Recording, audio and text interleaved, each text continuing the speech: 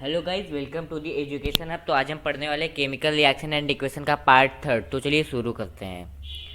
तो पहले हम देखेंगे कि आज हम कौन कौन से टॉपिक्स पढ़ने वाले हैं। ठीक है, पहले तो हम एक क्विक रिकैप लेंगे कि हमने पिछले लेक्चर में क्या क्या पढ़ा था। उसके बाद हम पढ़ेंगे types of chemical reaction. Types of chemical reaction के अंदर हम पढ़ेंगे कॉम्बिनेशन रिएक्शन। कॉम्बिनेशन रिएक्शन के बाद डिकम्पोजिशन रिएक्शन। डिकम्पोजिशन के रिएक्शन के बाद डिस्प्लेसमेंट रिएक्शन। डिस्प्लेसमेंट रिएक्शन के अंदर हम पढ़ेंगे reactivity series, single displacement reaction and double displacement reaction. ठीक है, उसके बाद हम पढ़ेंगे ऑक्सीडेशन और रिडक्शन। ठीक है ना। उसके बाद हम पढ़ेंगे रेडॉक्स और डिस्प्रपोर्शनेशन रिएक्शन। उसके बाद हम पढ़ेंगे कोरोजन। कोरोजन के अंदर हम पढ़ेंगे रस्टिंग ऑफ आयरन और कोरोजन ऑफ कॉपर। ठीक है ना। उसके बाद हम पढ़ेंगे रेंसिडिटी एंड इट्स प्रिवेंशन। तो चलिए शुरू करते हैं। पहले तो हम एक क्विक रिकैप ले लेते हैं कि हमने पिछले लेक्चर में क्या क्या पढ़ा था। तो पिछले लेक्चर में हमने पढ़ा था एक्सोथर्मिक रिएक्शन के बारे में, एंडोथर्मिक रिएक्शन के बारे में। उनके उसके बाद हमने उनके बीच में डिफरेंस देखा था। फिर हमने कुछ इंपॉर्टेंट क्वेश्चन देखे थे based on exothermic and endothermic reaction. ठीक है। उसके बाद हमने देखा था केमिकल इक्वेशन। केमिकल इक्वेशन के हमने देखा था वर्ड इक्वेशन क्या होते हैं और उसके डिफिनेशन देखी थी। और उसके बाद हमने देखा था केमिकल इक्वेशन, उसके डेफिनेशन और एग्जांपल देखे थे। ठीक है। उसके बाद हमने देखा था balanced and unbalanced chemical equation क्या होते हैं। ठीक है, और उनके एग्जांपल्स और डेफिनेशंस देखे थे। उसके बाद हमने देखा था कि बैलेंसिंग ऑफ केमिकल इक्वेशन, ये बहुत ज़्यादा इंपॉर्टेंट टॉपिक था इस चैप्टर का। ठीक है ना। फिर उसके बाद हमने देखा था कि how to make equation more informative, हम किसी भी इक्वेशन को ज़्यादा इन्फॉर्मेटिव कैसे बना सकते हैं। ठीक है। उसके बाद हमने कैटलिस्ट देखा था। कैटलिस्ट के अंदर हमने देखा था पॉजिटिव कैटलिस्ट और नेगेटिव कैटलिस्ट। ये तो था पिछले लेक्चर के बारे में। अब हम इस लेक्चर में पढ़ने वाले types of chemical reaction. Types of chemical reaction के अंदर हम पढ़ेंगे, पहला तो हम पढ़ेंगे कॉम्बिनेशन रिएक्शन। तो आपको कॉम्बिनेशन रिएक्शन आपको वर्ड से ही समझ में आ रहा हो। Combination, combine. कंबाइन में क्या होगा कि ये जब एलिमेंट जुड़ जाते हैं तो उसको कहते हैं कॉम्बिनेशन रिएक्शन। ठीक है ना। तो स्टेटमेंट देखते हैं, व्हेन टू और मोर कंपाउंड और element react to form a single compound. तो क्या होगा कि इसमें जब दो या फिर दो से ज़्यादा एलिमेंट या फिर कंपाउंड रिएक्ट करके एक नया सिंगल कंपाउंड बनाते हैं उसको कहते हैं हम कॉम्बिनेशन रिएक्शन। एक एनिमेशन देख के समझते हैं। अब ये देखो, ये जो ग्रीन वाला है ना ये Cl2 है और ये वाइट वाला H2 है। ये दोनों ये इन दोनों ने रिएक्ट किया और हमको क्या एक प्रोडक्ट मिला जो कि है HCl। HCl क्या है, सिंगल कंपाउंड है। तो सिंगल कंपाउंड कॉम्बिनेशन रिएक्शन में होता है, तो मतलब एक कॉम्बिनेशन रिएक्शन है। ठीक है ना। और ये देखो A+B, एलिमेंट कंबाइन होकर AB बना रहे हैं। ठीक है, एलिमेंट कंपाउंड कंबाइन होकर एक सिंगल कंपाउंड बना रहे हैं। ठीक है ना, तो कॉम्बिनेशन रिएक्शन होगा। अब हम कुछ इंपॉर्टेंट एग्जाम्पल्स देख लेते हैं। अभी देखो H2 प्लस O2, H2 एक एलिमेंट है, O2 एक एलिमेंट है, कंबाइन होकर H2 बना रहे हैं। ठीक है ना, ये एग्जांपल हो गया। एक Mg plus O2, magnesium plus oxygen, ये रिएक्ट करके MgO बना रहे हैं। ठीक है ना। ठीक है। तो अब देखो ये जो एग्जांपल है CaO प्लस H2, ये एग्जांपल मैं बार बार इसलिए लेता हूँ क्योंकि ये 10th बोर्ड के लिए बहुत ज़्यादा इंपॉर्टेंट क्वेश्चन है। ठीक है ना। और देखो CaO क्विक लाइम होता है, चूना, ये जब वाटर के साथ रिएक्ट करेगा H2O के साथ तो हमको क्या मिलेगा, CaOH होल ट्वाइस। ठीक है, और बहुत ज़्यादा हीट निकलेगी, ये हमने देखा था एक्सोथर्मिक रिएक्शन में। ठीक है ना। तो CaO प्लस H2O क्या बनाएगा, CaOH होल ट्वाइस। तो ये भी कॉम्बिनेशन रिएक्शन। लेकिन अब देखोगे तो H2 प्लस O2, H2 क्या एलिमेंट, Mg क्या एलिमेंट। ये ऊपर वाला जो ये वाला एग्जाम्पल्स हैं ये एलिमेंट के बारे में है, और ये जो नीचे वाला है ये है कंपाउंड्स के बारे में। CaO एक कंपाउंड है, H2O एक कंपाउंड है, ये दोनों रिएक्ट करके CaOH होल ट्वाइस बना रहे हैं, ये भी एक कंपाउंड है। तो इसमें ये भी है ना कि टू और मोर देन टू कंपाउंड भी रिएक्ट करके बना सकते हैं। तो इनमें कंपाउंड रिएक्ट किया है CaO प्लस H2O और एक प्रोडक्ट बनाया, सिंगल प्रोडक्ट बनाया CaOH होल ट्वाइस। ठीक है ना। तो ये तो हो गया एग्जाम्पल्स ऑफ कॉम्बिनेशन रिएक्शन। अब हम देखते हैं magnesium ribbon, burning of magnesium ribbon. ठीक है। अब देखो magnesium ribbon is silvery white in colour. Magnesium ribbon जो है सिल्वरी वाइट होती है कलर पे। ठीक है ना। Magnesium ribbon Burns with white dazzling flame, white dazzling plate, बहुत ज़्यादा फ्लेम से जलती है, आँख चौधिया देने वाली फ्लेम्स रहती है। ठीक है ना। तो अब फिर इसके बाद देखते हैं after burning white coloured compound of magnesium oxide is formed. इसमें क्या होगा, बर्निंग के बाद एक वाइट कलर का कंपाउंड मिलेगा हमको जो कि किसका होता है, मैग्नीशियम ऑक्साइड का। अब इस डायग्राम पे देखो जैसे कि बर्न होने के बाद ये छोटे छोटे जो टुकड़े गिर रहे हैं ना, ये क्या है, मैग्नीशियम ऑक्साइड के टुकड़े हैं। और ये जब इकट्ठा होंगे तो हमको एक वाइट कलर का चाइना डिश पे क्या दिखेगा, मैग्नीशियम ऑक्साइड, जो कि वाइट कलर का पाउडर होता है। ठीक है ना। ये तो होगा मैग्नीशियम रिबन के बारे में। अब हम देख लेते हैं इसके क्वेश्चंस। तब देखो, why magnesium ribbon is scrubbed with sandpaper before burning. ये जो मैग्नीशियम रिबन को हम स्क्रब क्यों करते हैं सैंड पेपर से बर्निंग के पहले?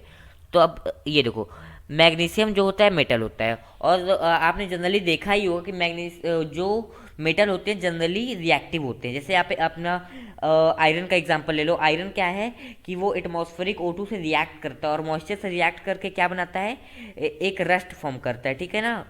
तो रस्ट फॉर्म करता है जो कि ब्राउन कलर के होता है। वैसे ही मैग्नीशियम जो है O2 के साथ रिएक्ट करके क्या बनेगा, MgO फॉर्म करेगा। किसके ऊपर?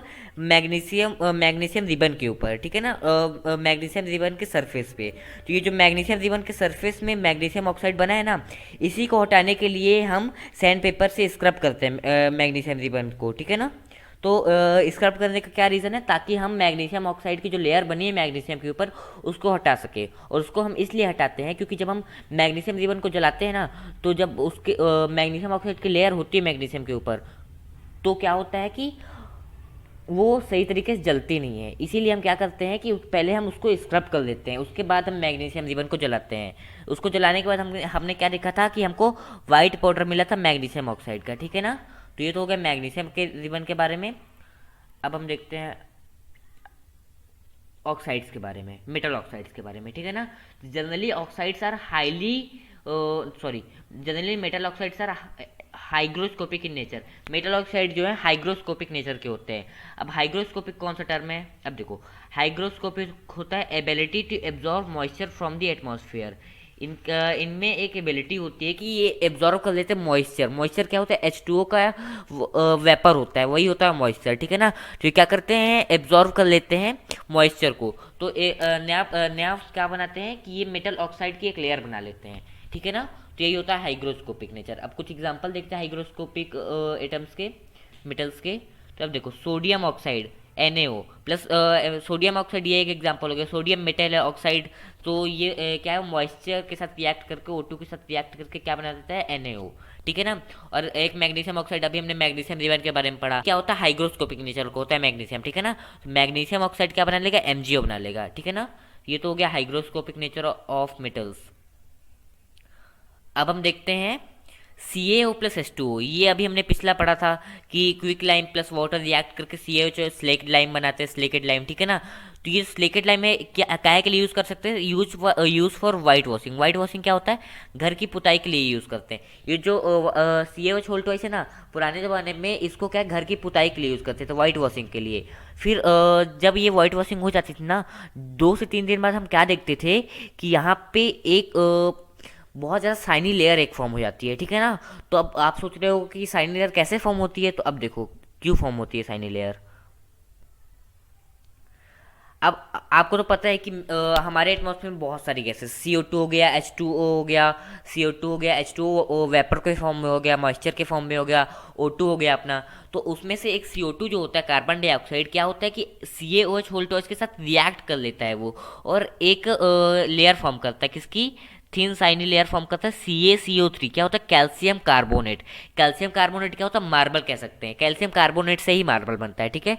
ये मिलके सॉल्यूशन होता है, ठीक है। तो जब हम इन ये दोनों का रिएक्शन होता है तो क्या बनता है, CaCO3 प्लस H2O बनता है, ठीक है ना। तो अब एक बार स्टेटमेंट देख लेते हैं इसका। Slaked lime applied on wall. Slaked lime है CaOH होल ट्वाइस, जब हम अप्लाई करते हैं वॉल में तो it combines with CO2। CO2 जो एटमॉस्फेयर में रहता है ना, इसके साथ कंबाइन कर लेता है और एक थिन साइनी लेयर फॉर्म करता है CaCO3 की, ठीक है ना। ठीक है, तो ये जो CaCO3 फॉर्म हुआ है ना, इसी की साइनी लेयर बनती है वॉल पर, ठीक है। तो अब हम देख लेते हैं डिकम्पोजिशन रिएक्शन। तो हमको वर्ड से ही पता चल रहा है डिकम्पोज मतलब कि किसी भी सब्सटेंस का टूट जाना, ठीक है ना। डिकम्पोजिशन मतलब कि कोई भी सिंगल कंपाउंड रहेगा वो टुकड़ों में टूट जाएगा, तो उसको कह देंगे हम डिकम्पोजिशन रिएक्शन। एक बार हम इसके डेफिनेशन देख लेते हैं कि reaction which involve break down of compound to form 2 और मोर देन 2 कंपाउंड। तो इसमें क्या होगा, ब्रेक डाउन ऑफ कंपाउंड, एक सिंगल कंपाउंड का ब्रेक डाउन होगा किसमें, 2 या फिर 2 से ज़्यादा कंपाउंड्स में, तो वो कहलाएगा अपना डिकम्पोजिशन रिएक्शन, ठीक है। तो अब जैसे कि हम देख रहे हैं ए बी एक कंपाउंड है, ठीक है ना। तो क्या हुआ कि यहाँ पे डिकम्पोजिशन रिएक्शन हुआ और क्या हो गया कि ये टूट गया ए प्लस बी में, ठीक है ना। तो एक कंपाउंड जो है 2 एलिमेंट में टूट गया A प्लस बी, और जब ये डिकम्पोजिशन होगा ना तो हमको जो एरो लगाएंगे हम साइन करेंगे कि किधर साइड रिएक्शन हो रही है, तो उसके ऊपर हमको एक डेल्टा का साइन लगाना है कि यहाँ डेल्टा का साइन क्या शो करेगा कि यहाँ पे डीकम्पोजिशन रिएक्शन हो रही है, ठीक है ना। तो अब हम देख लेते हैं टाइप्स ऑफ डीकम्पोजिशन रिएक्शन। तो जनरली तीन टाइप के होते हैं थर्मल डिकम्पोजिशन, तीन टाइप के होते हैं डिकम्पोजिशन रिएक्शन। पहले हो गया अपना थर्मल डिकम्पोजिशन। थर्मल आपको वर्ड से ही समझ में आ रहा होगा, थर्मल यानी हीट होती है। तो क्या होगा कि जब हम इसको हीट देंगे तो ये जो है कॉन्स्टिट्यूएंट में टूट जाएगा, ठीक है ना। इलेक्ट्रोलिटिक डिकम्पोजिशन में क्या होगा, जब हम इलेक्ट्रिसिटी देंगे तब ये टुकड़ा में टूटेगा, और फोटोकेमिकल में जब हम सनलाइट डालेंगे तब ये टुकड़ा में टूट जाएगा। तो ये तीन टाइप के डिकम्पोजिशन रिएक्शन हो गए। अब हम एक इंपॉर्टेंट कॉन्सेप्ट देख लेते हैं कि जो डीकम्पोजिशन रिएक्शन होता है ना, generally decomposition reactions are endothermic reaction. हमने पिछले लेक्चर में पढ़ा था कि एंडोथर्मिक रिएक्शन क्या होते हैं। तो एंडोथर्मिक रिएक्शन जिसमें हीट एब्जॉर्ब होती है, ठीक है ना। तो decomposition reactions are generally endothermic reaction. अब कैसे एंडोथर्मिक है, जैसे कि एंडोथर्मिक में हीट एब्जॉर्ब हो जाएगी ना, तो क्या हुआ कि जो कंपाउंड है टुकड़ों में टूट जाएगा, ठीक है ना।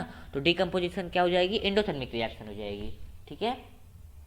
तो हम पढ़ लेते हैं थर्मल डिकम्पोजिशन। तो अब इसमें क्या अपना स्टेटमेंट क्या लिखना है, thermal decomposition occur due to the heat. तो थर्मल डिकम्पोजिशन हीट के कारण होगा। जब हम इसमें हीट देंगे ना तो ये टुकड़ों में टूट जाएगा। तो हीट देंगे तो हीट एब्जॉर्ब हो जाएगी। हमने पढ़ा था कि generally decomposition reaction are endothermic, ठीक है। तो एंडोथर्मिक कैसे होगा, जब हीट हम देंगे ना तो इसमें कंपाउंड में हीट एब्जॉर्ब हो जाएगी और कंपाउंड जो टुकड़ों में टूट जाएगा। तो ये थर्मल डिकम्पोजिशन हो गया। अब इसको कुछ एग्जांपल्स देख लेते हैं। पहला एग्जांपल हो गया अपना CaCO3। अभी हमने पढ़ा था, ठीक है ना, कि CaCO3 क्या होता है, अपना लाइमस्टोन होता है, मार्बल होता है, ठीक है ना, मार्बल होता है। और ये क्या होता है, मिल्की सॉल्यूशन होता है। कैसे बनता है, जब हमने स्लेकेट लाइम वॉल पे हमने अप्लाई किया था ना, तो CO2 के साथ उसने रिएक्ट करके एक साइनी लेयर बनाई थी, याद करो, ठीक है ना। तो क्या बना था, CaCO3। तो वही CaCO3 है ये, ठीक है ना। अब ये मार्बल भी कहते हैं इसको। तो जो CaCO3 है, जब हम इसमें हीट डालेंगे, हीट देंगे ना इसको, तो क्या होगा कि ये दो टुकड़ों में टूट जाएगा। पहला हमको कंपाउंड मिलेगा CaO, पहला कंपाउंड हमको क्या मिलेगा, CaO, ठीक है ना। और दूसरा मिलेगा हमको CO2। तो जब हम इसका ब्रेक डाउन करेंगे ना हीट देंगे, तो हमको क्या मिलेगा, CaO प्लस CO2। और CO2 जो है गैस है, तो ये जो है एटमॉस्फेयर में निकल जाएगी। ये तो हो गया एक एग्जाम्पल। दूसरा एग्जाम्पल देखते हैं। अब देखो PbNO32 क्या है, ये Pb होता है लेड और NO2 होता है नाइट्रेट। तो जब लेड नाइट्रेट को हम हीट करेंगे ना, तो हमको क्या मिलेगा, हमको मिलेगा PbO। PbO क्या होता है, हमने पढ़ा था कि पहले लेक्चर पे, याद करो, ठीक है ना, कि हाउ मतलब कि आइडेंटिफिकेशन ऑफ केमिकल चेंज में, कि चेंज इन कलर में, कि PbNO3 प्लस KI, तो हमको मिलेगा PbI प्लस KNO3। तो Pb क्या होगा कि येलो कलर का होता है। तो वैसे ही जब PbO बनेगा ना यहाँ पे ब्रेक डाउन के बाद, तो PbO येलो कलर का होगा, ये प्रेसिपिटेट होगा। और प्रेसिपिटेट भी हम पढ़ चुके हैं कि ये इनसॉल्युबल सॉलिड सब्सटेंस होते हैं सॉल्यूशन में, ठीक है ना। तो ये जब PbNO3 को हम थर्मल डिकम्पोजिशन कराएंगे तो हमको क्या मिलेगा, PbO मिलेगा, साथ में NO2 मिलेगा और O2 मिलेगा, ठीक है ना। तो PbO क्या है, ये हो गया अपना प्रेसिपिटेट, ठीक है, PPT हो गया, यही होता है प्रेसिपिटेट। और NO2 क्या हो गया, गैस हो गई। NO2 प्लस O2 को दो गैस मिल जाती हैं, ठीक है ना। तो ये जो NO2 होता है ना, ये सबसे इंपॉर्टेंट बात है। NO2 क्या होता है, ये होता है रेडिश ब्राउन फ्यूम्स होती हैं। ये जो हम डिकम्पोजिशन कराएंगे ना PbNO3 का, हमको PbO मिल जाएगा येलो कलर का, और जो NO2 मिलेगा ना नाइट्रेट, ये कौन से कलर का होगा, रेडिश ब्राउन, और इसके फ्यूम्स निकलेंगे, ठीक है ना। तो आपसे एंटेस ये क्वेश्चन पूछ सकता है कि when PbNO3 goes thermal decomposition which gas has reddish brown fumes. तो आपको क्या करना है, NO2, ठीक है ना। तो आपका आंसर क्या होगा, NO2। तो ये तो हो गया एक और एग्जांपल देख लेते हैं। हाँ, तो ये है अपना FeSO4 प्लस 7H2O। तो हम इसको कैसे पढ़ेंगे, FeSO4। Fe मतलब हमने देखा था कि Fe यानी होता है आयरन, SO4 यानी होता है सल्फेट। तो ferrous sulphate hydrated ferrous sulphate बोल देंगे इसको, ठीक है ना। हाइड्रेटेड मतलब होता है हाइड्रेट मतलब वाटर, ठीक है ना। तो इसका जो है हर एक फेरस सल्फेट जो होगा वो 7H2O के साथ अटैच्ड होगा। तो फिर हाइड्रेटेड फेरस सल्फेट बन जाएगा। जब इसको थर्मल डिकम्पोजिशन कराएंगे ना फेरस सल्फेट का, तो हमको क्या मिल जाएगा, फेरस सल्फेट। जब हम इसको थर्मल डिकम्पोजिशन करेंगे तो ये 7H2 है ना, ये चले जाएंगे, 7H2 लूज हो जाएंगे, तो हमको क्या मिल जाएगा, केवल FeSO4 मिल जाएगा, FeSO4 फेरस सल्फेट मिल जाएगा। तो फेरस सल्फेट से क्या चला गया है, वाटर चला गया है, वाटर ऑफ क्रिस्टलाइजेशन चले गए हैं। ये 7H2 इसको वाटर ऑफ क्रिस्टलाइजेशन बोल देंगे, ठीक है ना। तो ये 7H2 चला गया, तो हमारे पास केवल FeSO4 बचा। और जो FeSO4 है ना, एनहाइड्रस होता है। एनहाइड्रस मतलब इसमें कोई भी वाटर नहीं होता है, ठीक है, ये वाइट कलर का होता है, ठीक है। अब हमको FeSO4 मिल गया। अब हमको इसको फिर से हम फर्दर इसका थर्मल डिकम्पोजिशन कराएंगे। जब इसका फर्दर डिकम्पोजिशन कराएंगे तो हमको क्या मिल जाएगा, Fe2O3 plus SO2 plus SO3, ठीक है ना। अब यहाँ पे एक बहुत ज़्यादा इंपॉर्टेंट चीज़ आ गई, ये जो SO2 और SO3 होती है ना, ये जो है रेडिश ब्राउन कलर के होते हैं, ठीक है ना।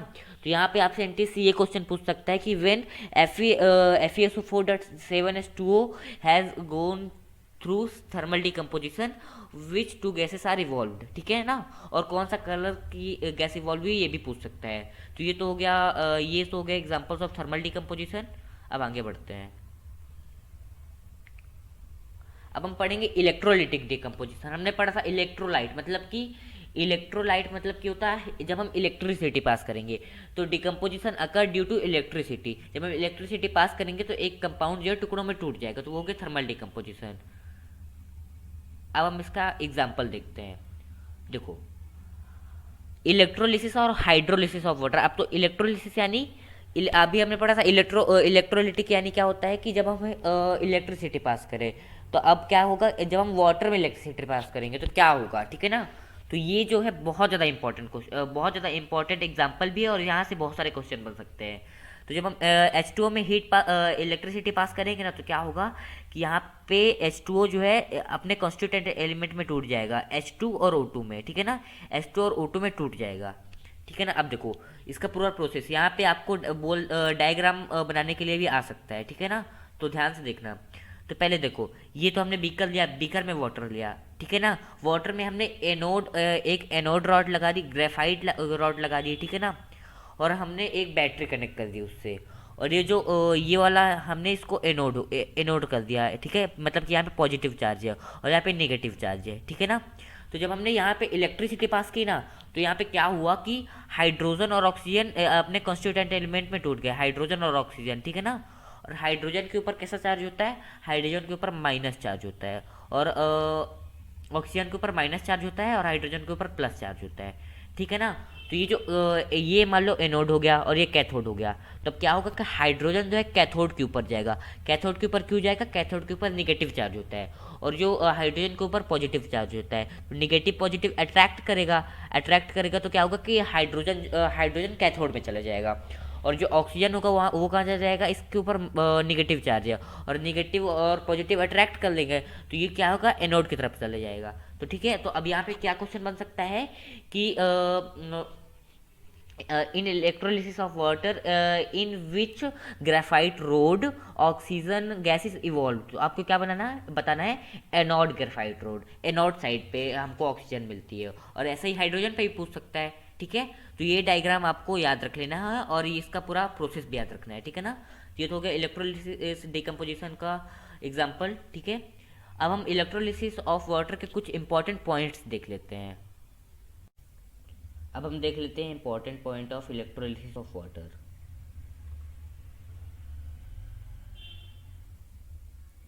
पहला तो है in anode O2 gas is evolve. हमने पढ़ा था कि O2 के ऊपर माइनस चार्ज होता है और एनोड का पॉजिटिव चार्ज होता है, पॉजिटिव निगेटिव अट्रैक्ट, तो अट्रैक्ट करेगा, ठीक है, तो ऑक्सीजन एनोड पे निकलेगी, ठीक है ना। और H2 gas is evolve at cathode, cathode पे हाइड्रोजन निकलेगी, क्यों निकलेगी, क्योंकि हाइड्रोजन के ऊपर क्या होता है, पॉजिटिव चार्ज होता है, ठीक है ना। तो ये हाइड्रोजन कहाँ पे निकले, कैथोड पे, ठीक है ना। To initiate the process faster small amount of sulphuric acid is added to the beaker. अगर हमको ये प्रोसेस जल्दी जल्दी कराना है तो हम क्या करेंगे, स्मॉल अमाउंट में H2SO4 डाल देंगे, सल्फ्यूरिक एसिड जो होता है, ठीक है ना। फिर with the help of electrolysis of water, हम इलेक्ट्रोलाइसिस या फिर हाइड्रोलिसिस ऑफ वाटर से क्या कर सकते हैं, H2 और O2 को अलग कर सकते हैं, डिसोसिएट कर सकते हैं, ठीक है ना। और ये बहुत ज़्यादा इंपॉर्टेंट है, बहुत ज़्यादा इंपॉर्टेंट कॉन्सेप्ट है ये, ठीक है ना। ये एनटीएससी में इसके ऊपर, इस कॉन्सेप्ट के ऊपर बेस्ड क्वेश्चन आते हैं। The number of moles of H2 is double of O2। जो H2 है ना वो डबल होता है O2 से, मास के बेसिस पे नहीं, नंबर्स के बेसिस पे, ठीक है ना। मोल्स मतलब नंबर्स हो गया, ठीक है ना। जैसे कि आप देख रहे हो H2 हो गया प्लस O2 हो गया, ठीक है। ये क्या दिया, इन्होंने हमको दिया H2O। अब देखो, जब रिएक्शन के बाद देखेंगे,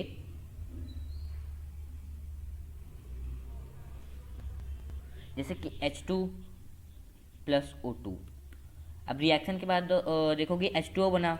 अब जब H2O बना है, यहाँ पे H2 दो है, यहाँ पे H2 दो है, ठीक है ना, लेकिन ऑक्सीजन यहाँ पे एक है। रिएक्टेंट साइड देखो, यहाँ पे H2 है और ऑक्सीजन एक है, मतलब कि हाइड्रोजन डबल है ऑक्सीजन से, ठीक है ना। तो यही बोल रहा है कि the number of moles of hydrogen is double of oxygen, ठीक है ना। तो जो मोल्स होंगे, जो नंबर्स होंगे हाइड्रोजन के, वो डबल होंगे ऑक्सीजन से। तो ये स्टेटमेंट यही कह रहा था, ठीक है।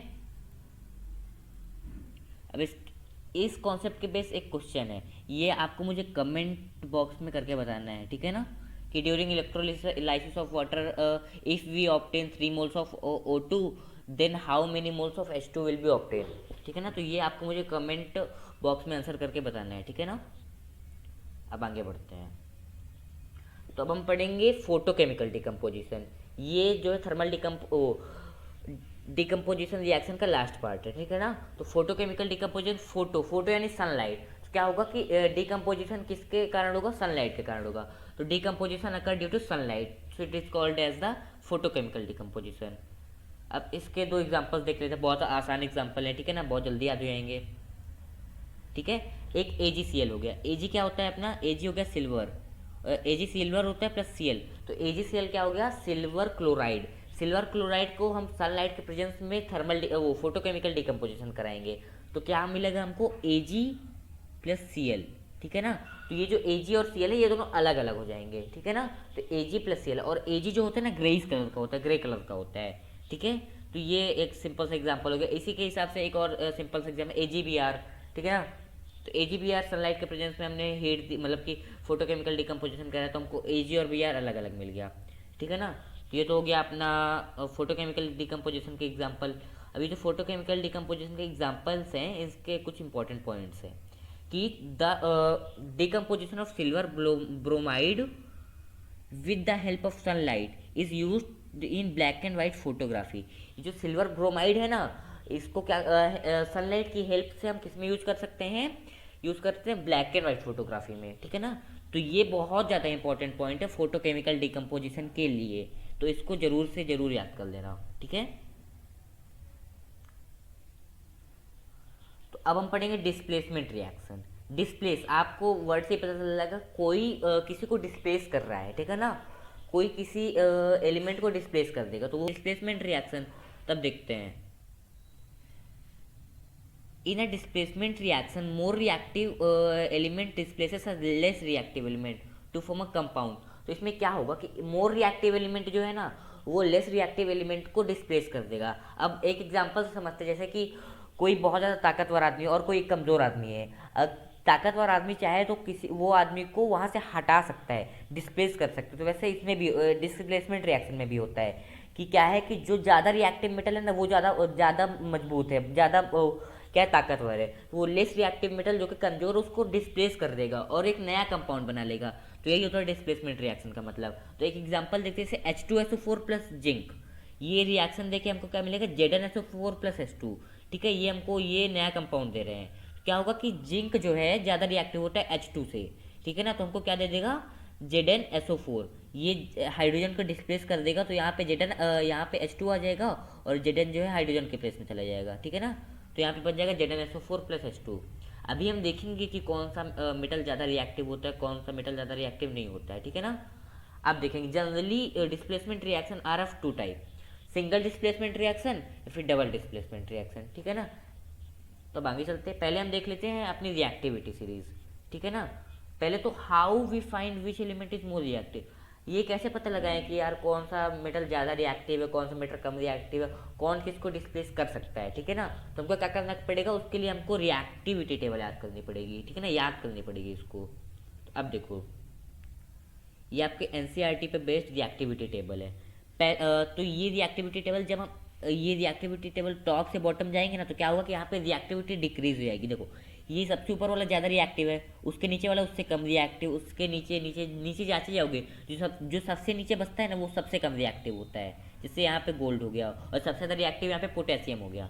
ठीक है ना, तब इसको याद करना है कि potassium, sodium, calcium, magnesium, aluminium, zinc, iron, lead हो गया अपना। जो हाइड्रोजन है ना, इसको बेंचमार्क मानते हैं। अब यहाँ पे इसलिए इस पे ब्रैकेट पे लगा हुआ है, ठीक है ना, इसको बेंचमार्क मानते हैं। ऊपर वाले सारे क्या होते हैं, ज़्यादा रिएक्टिव होते हैं। ये हाइड्रोजन के ऊपर वाले ज़्यादा रिएक्टिव होते हैं, और इसको क्यों हम मान रहे हैं बेंचमार्क, क्योंकि इसके नीचे वाले सारे बहुत ज़्यादा कम रिएक्टिव होते हैं। ऊपर वाले तो बहुत रिएक्टिव है, लेकिन नीचे वाले कम रिएक्टिव है। ठीक है ना, तो ये तो हो गई रिएक्टिविटी टेबल, तो ये आपको याद कर लेनी है। और ये ध्यान रखना है कि if we move down in downward direction in reactivity table, then the reactivity decreases. यहाँ पे रिएक्टिविटी डिक्रीज हो जाएगी। ठीक है ना, तो ये तो होगी reactivity table. Points about reactivity table. ठीक है, तो पहले हमने पहले भी देखा था कि H2 is taken as benchmark to decide reactivity. जो H2 हाइड्रोजन के ऊपर रैकेट लगा हुआ ना, इसलिए लगा हुआ क्योंकि वो बेंचमार्क है। जैसे कि अगर हम H2 के ऊपर जाएंगे तो रिएक्टिविटी बढ़ती जाएगी, और हम H2 के नीचे जाएंगे तो रिएक्टिविटी घटती जाएगी, इसलिए हाइड्रोजन को बेंचमार्क लिया जाता है। ठीक है ना, अब ये बहुत ज़्यादा इंपॉर्टेंट कॉन्सेप्ट आ रहा है कि in a chemical reaction more reactive metal displaces less reactive metal from its solution. ठीक है ना, तो क्या होगा कि मोर रिएक्टिव मेटल क्या करेगा, डिस्प्लेस कर देगा लेस रिएक्टिव मेटल को। हमने देखा था कि H2SO4, तो Zn क्या है, ज़्यादा रिएक्टिव है। देखो रिएक्टिविटी टेबल पे देख लो कि जिंक ज़्यादा रिएक्टिव है हाइड्रोजन से, जिंक ऊपर है हाइड्रोजन नीचे है, तो क्या करेगा, जिंक हाइड्रोजन को डिस्प्लेस कर देगा, तो क्या बन जाएगा ZnSO4 + H2। ठीक है, अब देखो, अब मेटल प्रेजेंट एवं रिएक्टिविटी से can displace H2 from its solution. तो H2 के ऊपर जितने ही मेटल प्रेजेंट है ना, वो H2 को डिस्प्लेस कर सकते हैं, क्योंकि वो ज़्यादा रिएक्टिव है H2 से। ठीक है, अब देखो, as we came down in reactivity series reactivity decreases. ठीक है ना, तो ये आप भी दे सकते हैं कि as we move down to reactivity series reactivity increases और डिक्रीजेस। तो हमको क्या लिखना है, डिक्रीजेस। जब ऊपर से नीचे आएंगे रिएक्टिविटी टेबल में, तो क्या होगा कि रिएक्टिविटी डिक्रीजेस होती जाएगी। ठीक है ना, अब हम पढ़ लेते हैं सिंगल डिस्प्लेसमेंट रिएक्शन। अब देखो, हमने पढ़ा डिस्प्लेसमेंट रिएक्शन में क्या होता है कि मोर reactive metal displaces less reactive metal. ठीक है ना, तो अब सिंगल डिस्प्लेसमेंट रिएक्शन में क्या होगा, रिएक्शन इन विच एटम और ग्रुप और atom present in molecule displaced by atom of more reactive metal. तो ये यही बोल रहा है कि केवल उसमें एक ही मेटल डिस्प्लेस होगा उसके सॉल्यूशन से। जैसे कि इस एग्जांपल देख लेते हैं, Fe+CuSO4। Fe+CuSO4 जो है, तो Fe ज़्यादा रिएक्टिव है Cu से, तो क्या करेगा कि Fe जो है Cu को डिस्प्लेस कर देगा, Cu Fe की जगह आ जाएगा और Fe जो है Cu की जगह आ जाएगा। तो ये तो सिंगल डिस्प्लेसमेंट रिएक्शन की एक एटम जो है एक एटम को डिस्प्लेस कर देता है, तो उसमें नया कंपाउंड मिल जाता है। तो हमको क्या मिल जाएगा, FeSO4 + Cu। अब ये जो इक्वेशन है या फिर एग्जाम्पल है, ये बहुत ज़्यादा इंपॉर्टेंट है। ये यहाँ पे आपसे क्वेश्चन पूछ सकता है कि जब Fe को जब डालते हैं ना, तो वो ग्रे कलर का होता है, और जो CuSO4 का जो सॉल्यूशन होता है वो किस कलर का होता है, ब्लू कलर का होता है। ठीक है ना, ब्लू, ये देखो यहाँ पे लिखा हुआ है blue colour copper sulphate solution. ठीक है ना, ये ब्लू कलर का होता है। आयरन को डालते हैं ना, आयरन नेल को, तो क्या होगा कि आयरन ज़्यादा रिएक्टिव होता है, किससे, कॉपर से। तो क्या होगा, कॉपर को डिस्प्लेस कर देगा आयरन। ठीक है ना, तो आयरन के ऊपर क्या हो जाएगा कि कॉपर की जो है कोटिंग आ जाएगी। ठीक है ना, तो कॉपर की कोटिंग आ जाएगी, और जो Fe है वो SO4 के साथ रिएक्ट कर लेगा, तो FeSO4 बना लेगा, और जो FeSO4 बना है ना, वो कौन सा सॉल्यूशन हो जाएगा, ग्रीन कलर का सॉल्यूशन हो जाएगा, और जो Cu है हमको प्योर मेटल मिल जाएगा अलग से। ठीक है ना, तो ये रेडिश ब्राउन कलर का हो जाएगा। ठीक है, एक और एग्जांपल लेते हैं। अभी हमने पढ़ा Zn+H2SO4 Zn+SO4+2 कि जिंक जो है हाइड्रोजन को डिस्प्लेस कर देगा, Zn+SO4+H2 बन जाएगा। ठीक है ना, लेकिन ये जो अभी मैंने पढ़ा है कि Fe+CuSO4 को रिएक्शन को, कि Fe जो ग्रे कलर का होता है Cu को डिस्प्लेस कर देगा। पहले CuSO4 ब्लू कलर का सॉल्यूशन होता है, लेकिन जब आयरन ने Cu को डिस्प्लेस कर दिया तो ये ग्रीन कलर का सॉल्यूशन हो गया, और हमको कॉपर अलग से मिल गया। ठीक है ना, तो ये सिंगल डिस्प्लेसमेंट रिएक्शन हो गया। अब देखो, यहाँ पे एक बहुत ज़्यादा इंपॉर्टेंट कॉन्सेप्ट आता है कि ये जो यहाँ पे Zn+H2SO4 है ना, Zn+H2SO4 में हाइड्रोजन जब रिलीज होती है, ठीक है, हाइड्रोजन इवॉल्व हो जाती है, क्योंकि गैस है तो वो सराउंडिंग में निकल जाएगी जब उसको डिस्प्लेस कर दिया जाएगा। तो H2 जब निकलेगी तो हमको कैसे पता लगेगा कि यहाँ पे H2 निकल रही है। ठीक है ना। तो ये भी क्वेश्चन आ सकता है कि how to identify that H2 gas is evolved in a solution, ठीक है ना।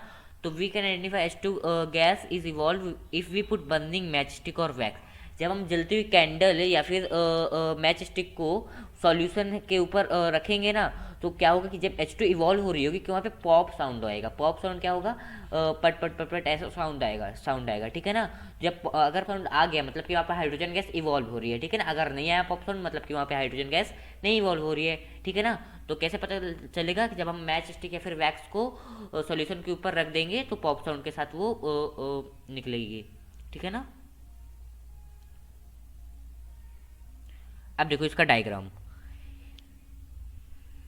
ये जो है हाइड्रोजन गैस हो गई, ये पूरा सॉल्यूशन हो गया Z N H2SO4 plus Z N का। तो जेड एन ने क्या कर दिया, डिस्प्लेस कर दिया किसको, H2 को। तो जो H2 निकल के डिलीवरी ट्यूब से कहाँ सॉल्यूशन में जाएगी, सोप सॉल्यूशन में।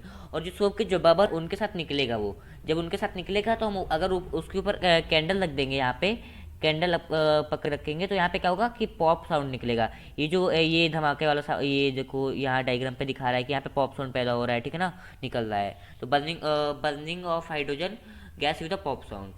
तो हम कैसे पता लगा सकते हैं कि यहाँ पे हाइड्रोजन निकल रही है। अब हम इसके कुछ एग्जाम्पल्स क्वेश्चंस देख लेते हैं इंपॉर्टेंट, ठीक है। पहला तो क्वेश्चन है कि why it is not advise to store copper sulphate solution on iron vessel while it is feasible to store ferrous sulphate solution in copper vessel.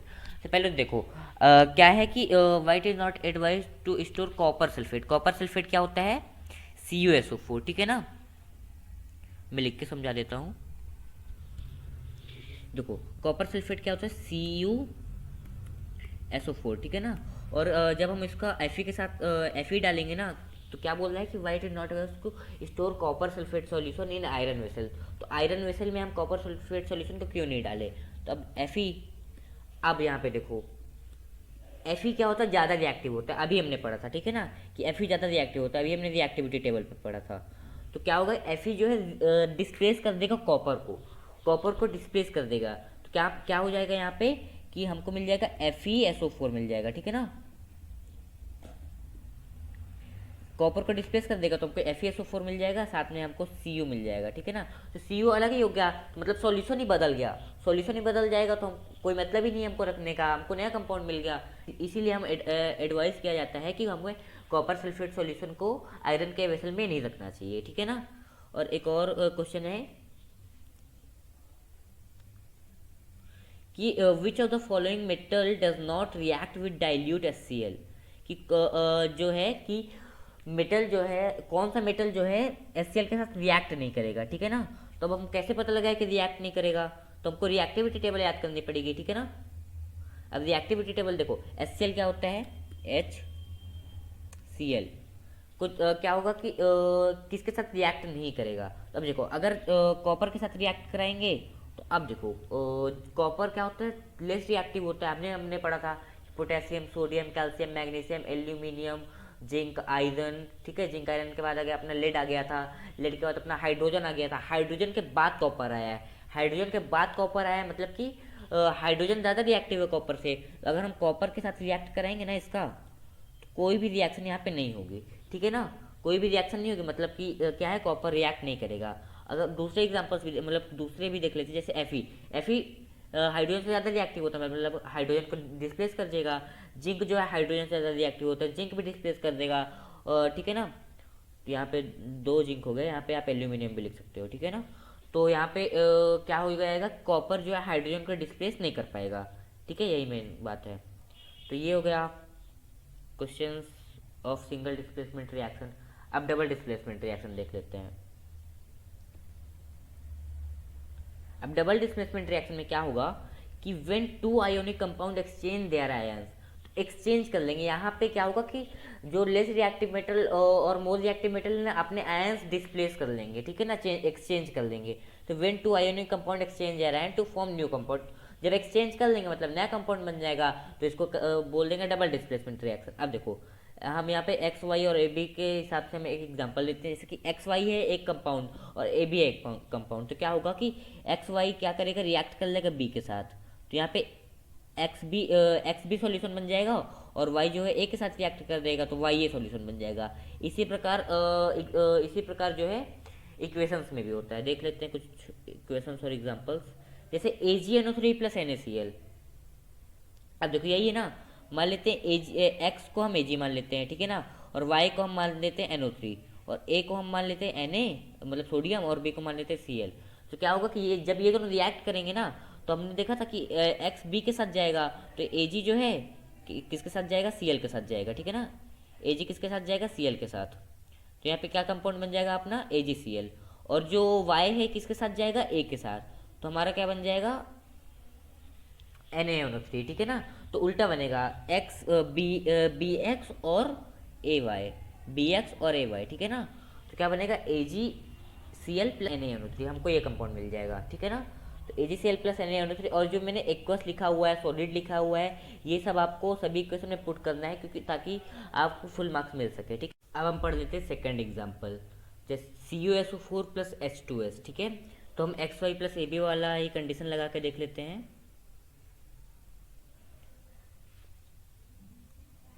देखो Cu को हम मान लेते हैं x, और SO4 को मान लेते हैं y, और H2 को मान लेते हैं a, और S को मान लेते हैं b।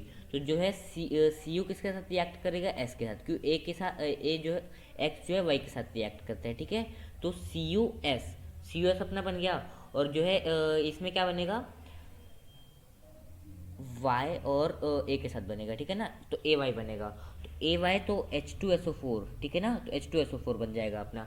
मतलब कि यहाँ पे आयंस एक्सचेंज हो रहे हैं, तो डबल डिस्प्लेसमेंट क्या होगा कि एक्सचेंज हो जाएगा एक दूसरे का आयंस, ठीक है।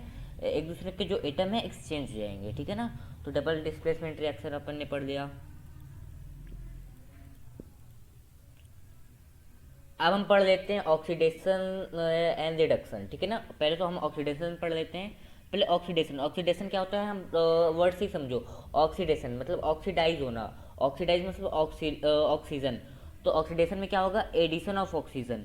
जब और एक और कंडीशन है, अगर एडिशन ऑफ ऑक्सीजन हुआ है तो यहाँ पे अगर रिमूवल ऑफ ऑक्सीजन भी हो सकता है। अगर रिमूवल ऑफ ऑक्सीजन हुआ है ना, मतलब वहाँ पे भी ऑक्सीडेशन हुआ है, ठीक है ना। और यहाँ पे एक और कंडीशन है, loss of electron. Loss of electron ये एनटीएससी के कॉन्सेप्ट है, और ये 10th बोर्ड पे नहीं आएगा, ठीक है ना।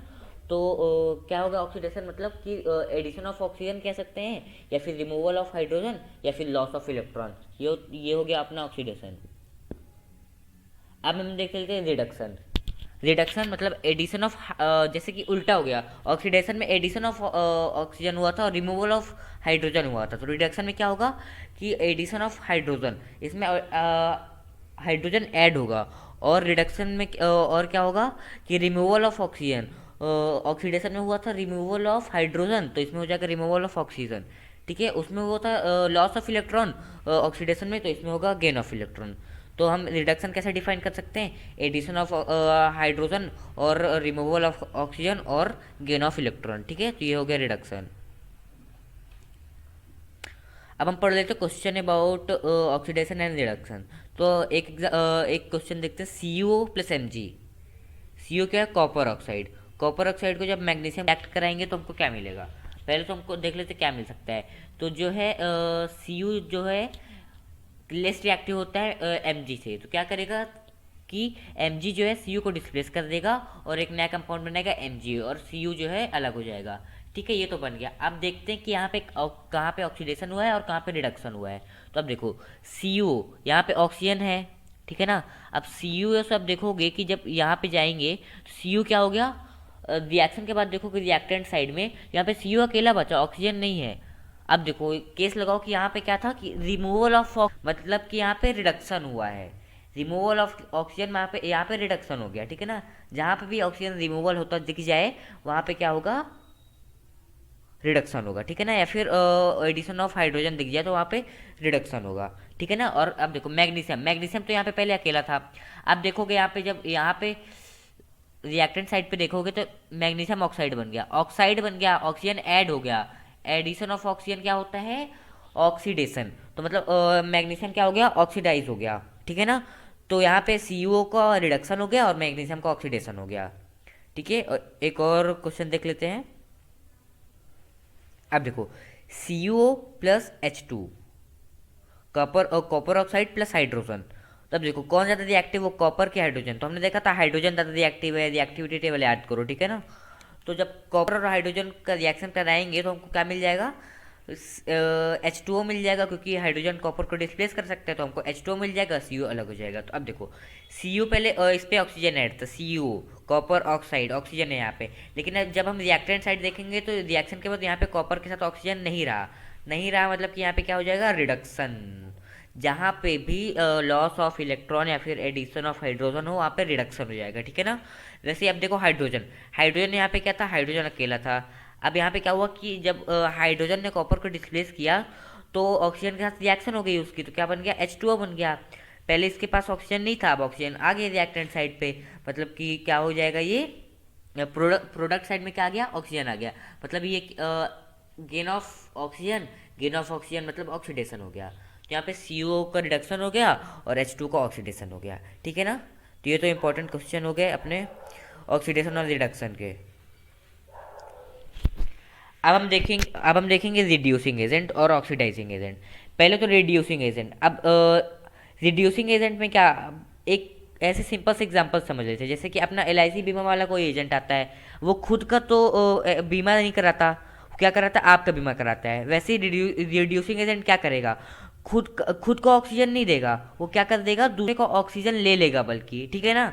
तो वैसे ही हो गया। तो इसमें क्या होगा, a chemical species capable to removing oxygen, क्या करेगा कि रिमूव कर देगा oxygen from other chemical species, वो किसी और केमिकल स्पीसीज से ऑक्सीजन ले लेगा, ठीक है ना, और खुद ऑक्सीडाइज हो जाएगा। जैसे कि LIC बीमा वाला पैसे कमा लेगा आपसे पैसे लेके, ठीक है ना, आपसे बीमा कराकर। तो ऐसे रिड्यूसिंग एजेंट में क्या होता है कि वो ऑक्सीजन दूसरे केमिकल स्पीसीज से ले लेगा, तो हो जाएगा रिड्यूसिंग एजेंट, ठीक है ना, और वो खुद ऑक्सीडाइज हो जाएगा। तो आप क्या लिखोगे definition, chemical species capable to remove oxygen from other chemical species and itself get oxidise is known as reducing agent, ठीक है ना।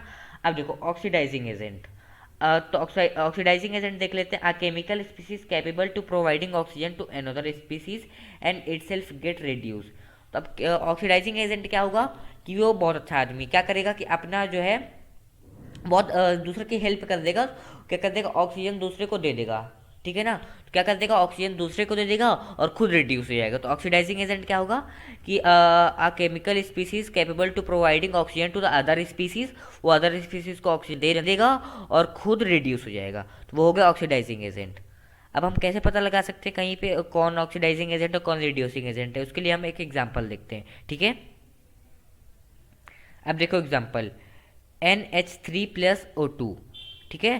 तो NH3+O2, NH3 एमोनिया हो गया, एमोनिया के साथ जब ऑक्सीजन का रिएक्शन हुआ तो हमको मिला NO+H2O। अब देखो NH3 यहाँ पे NH3 से NO बना, रिएक्टेंट और प्रोडक्ट साइड देखो, पहले N के साथ हाइड्रोजन था, अब ऑक्सीजन आ गया, मतलब कि यहाँ पे रिमूवल ऑफ हाइड्रोजन हुआ है, रिमूवल ऑफ हाइड्रोजन। और प्रोडक्ट साइड देखोगे तो एडिशन ऑफ ऑक्सीजन हो जाएगा, एडिशन ऑफ ऑक्सीजन या फिर रिमूवल ऑफ हाइड्रोजन क्या होता है, ऑक्सीडेशन होता है। तो ऑक्सीडेशन हो गया, तो मतलब कि NH3 का ऑक्सीडेशन हो गया। अब देखो यहाँ पे हम कैसे जानेंगे कि यहाँ पे रिड्यूसिंग एजेंट वर्क किया है कि ऑक्सीडाइजिंग एजेंट। अब ऑक्सीडाइजिंग एजेंट में क्या होता है कि वो दूसरे को ऑक्सीजन दे देता है और खुद रिड्यूस हो जाता है। लेकिन यहाँ पे क्या हो रहा है कि वो NH3 क्या लेगा, क्या करेगा कि वो हाइड्रोजन ऑक्सीजन ले लेगा दूसरी स्पीसीज से, ठीक है, दूसरी स्पीसीज से ऑक्सीजन लेके खुद ऑक्सीडाइज हो जाएगा। अब ये कहाँ पे फिट बैठ रहा है, रिड्यूसिंग एजेंट में। रिड्यूसिंग एजेंट में फिट रहा है कि रिड्यूसिंग एजेंट में क्या था, फिर दूसरे से ऑक्सीजन लेके खुद ऑक्सीडाइज हो जाएगा। तो NH3 क्या क्या करेगा कि ऑक्सीजन दूसरे स्पीसीज से लेके खुद ऑक्सीडाइज हो गया, मतलब कि NH3 क्या हो गया, रिड्यूसिंग एजेंट हो गया। अब देखो ऑक्सीजन, ऑक्सीजन पहले अकेला था, अब उसके साथ क्या हो गया, हाइड्रोजन ऐड हुआ है। एडिशन ऑफ हाइड्रोजन क्या होता है, रिडक्शन होता है, रिडक्शन हो गया। तो अब रिडक्शन हो गया मतलब कि क्या होता है, जब कोई केमिकल स्पीसीज अपना ऑक्सीजन तो दूसरे को दे देता है तो खुद रिड्यूस हो जाता है। तो क्या होगा कि ऑक्सीजन जो है, ये जो ऑक्सीजन है अपना ऑक्सीजन क्या दे देगा, किसको दे देगा, हाइड्रोजन को। जब हाइड्रोजन को अपना ऑक्सीजन दे दिया तो क्या हो गया, ये रिड्यूस हो गया। अगर ये रिड्यूस हुआ है मतलब ये ऑक्सीडाइजिंग एजेंट है। अब ये भी ध्यान रखते हैं सिंपली कि अगर कहीं पे ऑक्सीडेशन हुआ किसी कंपाउंड का तो मतलब वहाँ पे रिड्यूसिंग एजेंट होगा, और किसी का रिडक्शन हो रहा है तो वहाँ पे ऑक्सीडाइजिंग एजेंट होगा, ठीक है। अब आगे चलते हैं। अब हम देखते हैं डिसप्रपोर्शनेशन रिएक्शन। अब देखो disproportionation reaction when oxidation and reduction of same element occur. तो इसमें डिसप्रपोर्शनेशन रिएक्शन में क्या होगा कि जब एक ही एलिमेंट का ऑक्सीडेशन भी हो जाएगा और रिडक्शन भी हो जाएगा तो उसको कहेंगे डिसप्रपोर्शनेशन रिएक्शन। ठीक है, अब हम देखेंगे रेडॉक्स रिएक्शन। अब देखिए रेडॉक्स, तो आरी किससे आया है? आरी आया है रिडक्शन से। ठीक है, आरी आया रिडक्शन से और आर ई डी आया रिडक्शन से, ओ एक्स आया ऑक्सीडेशन। तो अब आपको समझ जाना चाहिए reaction in which the oxidation and reduction takes place simultaneously. तो उसी इक्वेशन में रिडक्शन भी हो जाएगा और ऑक्सीडेशन भी हो जाएगा, तो उसको कह देंगे हम redox reaction. Reaction in which the oxidation and reduction takes place simultaneously are called as redox reaction. ठीक है, अब हम रेडॉक्स रिएक्शन का एक एग्जांपल देख लेते हैं। जो रेडॉक्स रिएक्शन का एग्जांपल है ना, सेम ही है ऑक्सीडेशन और रिडक्शन के एग्जांपल से। ठीक है, लेकिन हम एक बार देख लेते हैं। जैसे CO2 प्लस H2, इन दोनों का हमने रिएक्शन कराया तो हमको क्या मिला? CO plus H2O। तो CO2 में देखो, CO2 से हमको क्या मिलता है? जब इसका प्रोडक्ट फॉर्म में देखोगे तो यहाँ पे CO2 से CO बना। ठीक है, अब CO2 O2 था, यहाँ पे O1 है, केवल ऑक्सीजन एक है। मतलब कि यहाँ पे क्या हो गया? कार्बन जो है वो ऑक्सीजन जो है कम हो गया, रिमूवल ऑफ ऑक्सीजन हो गया। रिमूवल ऑफ ऑक्सीजन क्या होता है? रिडक्शन होता है। ठीक है ना। फिर उसके बाद हाइड्रोजन पे देखोगे, हाइड्रोजन पे क्या होता है? यहाँ पे ऑक्सीजन ऐड हो जाता है। ऑक्सीजन ऐड होता है मतलब कि एडिशन ऑफ ऑक्सीजन क्या होता है? ऑक्सीडेशन। तो ये तो हो गया रिडॉक्स रिएक्शन का एग्जाम्पल। अब हम पढ़ने जा रहे हैं कोरोजन। तो अब देखो कोरोजन क्या होता है। Corrosion is slowly eating up of metal due to the atmospheric gases such as O2 CO2 on the surface of metal. तो कोरोजन में क्या होता है कि अपना एक मेटल होता है, उसमें मेटल क्या करता है कि रिएक्ट कर लेता है एटमॉस्फेरिक गैसेस से। एटमॉस्फेरिक गैसेस कौन कौन सी होती है? जैसे कि एटमॉस्फेरिक गैस O2 हो गई, CO2 हो गया, वाटर वाटर मतलब कि मॉइस्चर हो गया। ठीक है, इनके साथ रिएक्ट करके एक लेयर फॉर्म करता है किसकी? ऑक्साइड और कार्बोनेट की। ठीक है, तो उसको कहते हैं कोरोजन। जैसे हम अपनी डेली लाइफ में देख ले कि हम अगर आयरन को इससे खुला छोड़ दें तो वो ऑक्सीजन के साथ मॉइस्चर के साथ रिएक्ट करके क्या बना लेगा? एक रस्ट रस्ट फॉर्म कर लेगा। ठीक है, ब्राउन कलर की। तो यही होगा कोरोजन। अब एक इम्पॉर्टेंट कॉन्सेप्ट आता है कोरोजन का कि rusting of iron is also corrosion but rust is specific for iron. जो रस्टिंग है ना वो भी कोरोजन ही होता है, लेकिन जो रस्टिंग ऑफ आयरन है स्पेसिफिक यूज किया जाता है केवल आयरन के लिए। ठीक है ना, रस्टिंग ऑफ आयरन के लिए। अब हम कोरोजन ऑफ कॉपर देख लेते हैं। Copper plus CO2 plus H2 plus O2। तो कॉपर तो अपना अपना मेटल हो गया। कॉपर के साथ जब एटमॉस्फेरिक गैसेस रिएक्ट करेंगे, एटमॉस्फेरिक गैसेस कौन कौन सी हो गई अपनी? CO2 हो गई, O2 हो गई, H2O हो गया, मॉइस्चर हो गया। ठीक है ना, तो ये जब रिएक्ट करेंगे तो हमको क्या मिलेगा? हमको मिलेगा CuCO3.CuOH होल ट्वाइस। ये प्रोडक्ट बहुत ज़्यादा इंपॉर्टेंट है। ठीक है ना, इसको कहते हैं बेसिक कॉपर कार्बोनेट। ठीक है, ये ग्रीन कलर का होता है। हम देखते हैं कॉपर में हरे कलर का मतलब कि हरे कलर का रस्ट जम जाता है या फिर मतलब कि कोरोजन हो जाता है उसका। ठीक है, तो कोरोड हो जाते हैं मेटल। तो ये होगा कोरोजन ऑफ कॉपर। अब हम पढ़ लेते हैं रस्टिंग ऑफ आयरन और कोरोजन ऑफ आयरन। अब देखो आयरन तो अपना हो गया। ठीक है, आयरन तो अपना सॉलिड हो गया मतलब मेटल हो गया।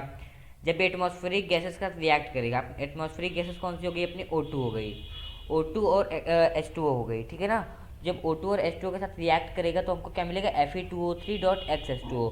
और ये जो मैंने 3/2 O2 लिखा है ना, ये इक्वेशन को बैलेंस करने के लिए लिखा है। ठीक है ना, और एक्स एस टू क्यों? क्योंकि अपने वाटर की क्वांटिटी चेंज भी हो सकती है, वेरिएबल हो सकती है, इसीलिए X H2O। तो रस्टिंग ऑफ आयरन की इक्वेशन क्या होगी? 2Fe plus 3/2 O2 plus X H2O। हमको मिलेगा Fe2O3.X H2O। तो ये होगी अपनी रस्टिंग ऑफ आयरन। ठीक है ना, इसको हम बोलेंगे Fe2O3.X2O। अब आगे बढ़ते हैं। अब हम पढ़ने वाले रेंसिडिटी। रेंसिड कब होता है कि किसी चीज़ का खराब हो जाना, ऑक्सीडाइज हो जाना। ठीक है ना, तो अब ऑक्सीडाइज क्या होगा ये देखते हैं हम कि rancidity the oxidation of oil और फैट इन फूड। आप देखते हो कि जनरली जो ऑयल और फैट होते हैं, जैसे कि अपनी वेजिटेबल्स हो गए, जब सब्जी बनाते हैं तो उसमें ऑयल्स डालते हैं। ठीक है, नमक पड़ता है तो वो क्या होता है? ऑयल्स और फैट्स के साथ क्या होता है कि ऑक्सीजन रिएक्ट जल्दी करता है। तो क्या फॉर्म करता है? एक कंपाउंड फॉर्म करता है जिनकी क्या होती है, अनप्लीजेंट स्मेल होती है और अनप्लीजेंट टेस्ट होता है, ठीक है ना। तो वही होती है rancidity. The oxidation of oil और food in on exposure to air for a long time. अगर हम उसको एक्सपोजर पे रख देते हैं लॉन्ग टाइम के लिए, अगर हम उसको फ्रिज जैसे हम अगर हम उसको रेफ्रिजरेटर पे रख देंगे तो क्या होगा कि वो जल्दी ख़राब नहीं होते हैं। तो यही होता है कि अगर हम एक्सपोजर के एयर के एक्सपोजर पे रख दिए तो उनकी बैड टेस्ट और बैड स्मेल हो जाती है, ठीक है ना। तो वो हो जाता है रेंसिडिटी। अब देखो जैसे कि ऑयल और फैट हो गया, एटमॉस्फेरिक O2 के साथ रिएक्ट करेगा, फूड जो ऑक्सीडाइज हो जाएगा और हमको बैड टेस्ट और स्मेल मिल जाएगा, ठीक है ना। तो ये होता है रेंसिडिटी। अब हम इससे कैसे बच सकते हैं, प्रिवेंशन फ्रॉम रेंसिडिटी, ठीक है। प्रिवेंशन फ्रॉम एंसीडिटी, पहला तो anti oxidant, slow down the anti oxidant क्या होते हैं, अगर हम उनको ऐड कर देंगे ना तो जो ऑक्सीडेशन का प्रोसेस है वो थोड़ा स्लो हो जाता है, तो हम ऐसे प्रिवेंट कर सकते हैं एंसीडिटी को। Air tight containers, air tight containers मतलब कि जहाँ पे बिल्कुल भी ऑक्सीजन या फिर हवा जाए ही ना, वैक्यूम पैकिंग कर देते हैं, ठीक है ना। तो अगर वहाँ एयर जाएगी नहीं तो ऑक्सीडेशन होगा ही नहीं, तो हम प्रिवेंट कर सकते हैं रेंसिडिटी से। यूज़ ऑफ रेफ्रिजरेटर, अभी हमने बताया था कि अगर हम अपने ऑयल और फैट वाले फूड को अगर फ्रिज पर रख देंगे तो वो जल्दी वो ऑक्सीडाइज नहीं होता, जल्दी वो ख़राब नहीं होता है, ठीक है ना। तो बाई यूजिंग रेफ्रिजरेटर और use of inert atmosphere. Inert atmosphere मतलब इनर्ट यानी क्या होता है, इनर्ट गैसेस हमने देखी थी कि इनर्ट गैसेस वो होती हैं जो रिएक्ट नहीं करती हैं क्योंकि उनके ऑक्टेट कंप्लीट होते हैं। तो अगर हम इनर्ट एटमॉस्फेयर का यूज़ करेंगे तो वो तो बिल्कुल रिएक्ट ही नहीं करेंगे, तो हम ऐसे प्रिवेंट कर सकते हैं रेंसिडिटी से, ठीक है ना। तो यहाँ पे हमारा लेक्चर ख़त्म होता है। आई होप कि आपको ये चैप्टर समझ में आया होगा। For any queries and doubt आप मुझे कमेंट कर सकते हैं और मैं दोनों लेक्चर्स की लिंक आपको डिस्क्रिप्शन में दे दूँगा। तो that's all for today guys, मिलते हैं नेक्स्ट वीडियो में, तब तक के लिए गुड बाय।